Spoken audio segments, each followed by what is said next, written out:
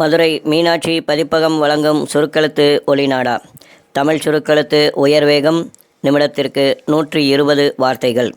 August 2024 2ஆம் தாள் சுருக்கி வரையும் பகுதி. குரல் கொடுத்துள்ளவர் மதுரை கூக்கி ஜெயபாலன். Ready, comments. சட்டமன்ற பேரவையில் மானிய கோரிக்கை விவாதத்தில் உறுப்பினர் ஆற்றிய உரை வருமாறு. மாண்புமிகு பேரவைத் தலைவர் அவர்களே, விளையாட்டுத்துறை, சிறப்பு திட்டங்கள் மற்றும் கைத்தறித்துறை தொடர்பான மானிய கோரிக்கைகள் மீதான விவாதத்தில் பங்கு கொள்ள வாய்ப்பளித்ததற்கு நான் முதற்கண் நன்றி கூறி எனது உரையை சுருக்கமாக முடிக்க விரும்புகின்றேன். நான் மதுரை மாநகரைச் சேர்ந்த உறுப்பினர் என்பதை நீங்கள் நன்கு அறிவீர்கள். எனவே முதற்கட்டமாக சிறப்பு திட்ட செயலாக்கத்துறை மூலமாக ஓரிரு முக்கிய திட்டங்களை நிறைவேற்ற வேண்டுமென்று கேட்டுக்கொள்ள கடமைப்பட்டுள்ளேன். அதாவது, மதுரை மாநகரத்தில் உள்ள போக்குவரத்து நெரிசலை போக்க மெட்ரோ ரயில் திட்டத்தை உருவாக்க வேண்டுமென்று கேட்டுக்கொள்ள ஆசைப்படுகிறேன். அடுத்து, மதுரையில் தகவல் தொழில்நுட்ப பூங்கா அமைக்க தேர்ந்தெடுக்கப்பட்ட இடம் என்பது 20 ஆண்டுகளுக்கு முன்னரே உழவர் சந்தை அமைப்பதற்காக ஒதுக்கப்பட்ட இடம் என்பதனை அரசின் கவனத்திற்கு கொண்டு வர கடமைப்பட்டுள்ளேன். எனவே நகருக்கு சற்று வெளியில் புதிய இடத்தில் தொழில்நுட்ப பூங்கா அமைக்க வேண்டுமென்று கேட்டுக்கொள்கிறேன். அடுத்து, மகளிருக்கு மாதந்தோறும் 1000 ரூபாய் உரிமை தொகை வழங்கப்படும் என்ற சிறப்பு திட்டத்தை அரசு அறிவித்தது. முதலில் சுமார் 60 லட்சம் மகளிர் என கணக்கிடப்பட்டு தற்போது 1 கோடி பெண்களுக்கு வழங்கப்படும் என தெரிவிக்கப்பட்டுள்ளது. அதனை இந்த ஆண்டு செப்டம்பர் மாதத்திற்குள் வழங்க வேண்டுமென்று கேட்டுக்கொள்கின்றேன்.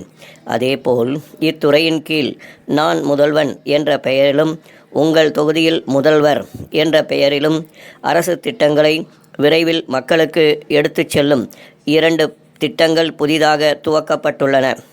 இதற்காக நான் இந்த அரசை போற்ற விரும்புகிறேன். இவற்றின் செயல்பாடுகள் குறித்து பதிலுரையில் விளக்குமாறு அமைச்சர் அவர்களை கேட்டுக்கொள்கிறேன்.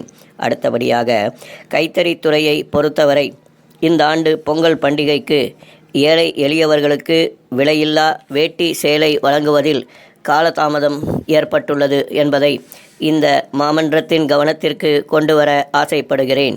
இதனை தயாரித்து வழங்கும் கைத்தறி சங்கங்களுக்கு அரசின் சார்பாக நூல் தாமதமாக வழங்கப்பட்டதே இதற்கு காரணம் என்பதால் அடுத்த ஆண்டிலாவது தாமதமின்றி வழங்க வேண்டுமென கேட்டுக்கொள்கிறேன்.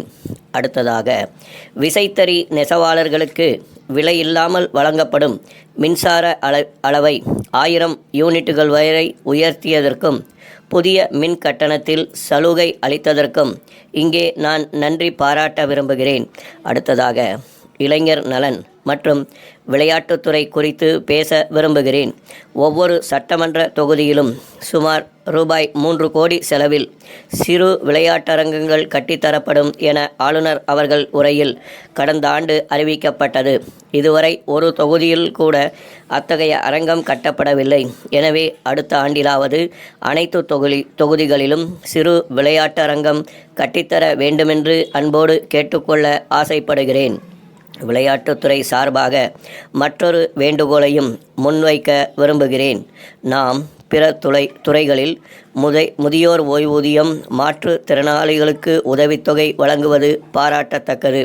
அதேபோல விளையாட்டுத்துறை மூலம் கபடி, ஜல்லிக்கட்டு போன்ற கிராமப்புற விளையாட்டுகளில் சிறந்து விளங்கும் 10,000 பேரை தேர்வு செய்து அவர்களுக்கு மாதந்தோறும் 1000 ரூபாய் உதவித்தொகை வழங்க வேண்டுமென்று கோரிக்கை வைக்க விரும்புகிறேன். அதேபோல தற்போது மாவட்டங்களில் விளையாட்டு பயிற்சி ஆசிரியர்கள் குறைவாக இருக்கிறார்கள் என்பதை தெரிவித்து கொள்ள விரும்புகிறேன். ஒருவரே பல விளையாட்டுகளுக்கு பயிற்சி அளிக்கும் நிலை பல மாவட்டங்களில் உள்ளது.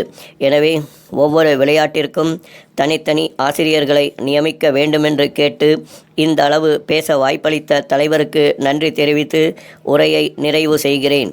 ஸ்டாப்.